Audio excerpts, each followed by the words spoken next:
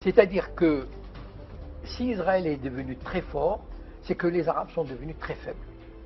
Et il n'y a pas de mesure. Comment expliquer ça? C'est que,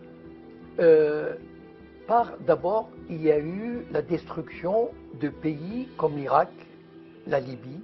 C'est un signe qu'on a envoyé aux Arabes, aux dirigeants arabes. On leur a dit, voilà, si vous voulez faire une politique nationaliste, indépendante, si vous refusez la tutelle de vous soumettre à l'Occident, voilà ce qui va vous arriver. Et vous savez, les prétextes, on peut toujours trouver un prétexte pour détruire un pays. Il n'y a pas de problème. Voilà. Donc, on a envoyé des messages à des pays. Il y a des pays comme le Maroc et l'Algérie, par exemple, on les menace avec le séparatisme. Ça veut dire qu'il y a le Mossad qui travaille dans les zones berbères, etc. Il y a l'Égypte qui est menacée d'asphyxie si elle ne collabore pas encore plus avec Israël.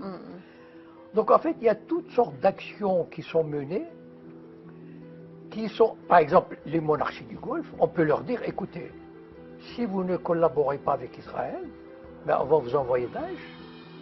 Vous tenez à vos trônes, vous tenez à vos privilèges, vous tenez aux richesses accumulées à New York, à Genève, à Paris. Collaborez. Sinon, on vous confisque vos biens et on vous envoie Daesh. Donc en fait, ils sont dans une position de faiblesse. Pourquoi? Parce que la plupart des gouvernements arabes, la plupart, ou presque tous, sont des castes qui n'ont aucune légitimité.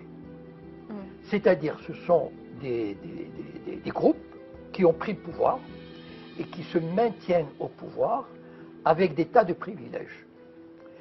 Tous les gouvernements arabes aujourd'hui, qui sont des castes, ont tout à perdre de résister. Et on a montré aux pays arabes que résister, faites attention, résister peut vous coûter cher, peut vous coûter la peau, peut vous coûter vos fortunes, vos trônes.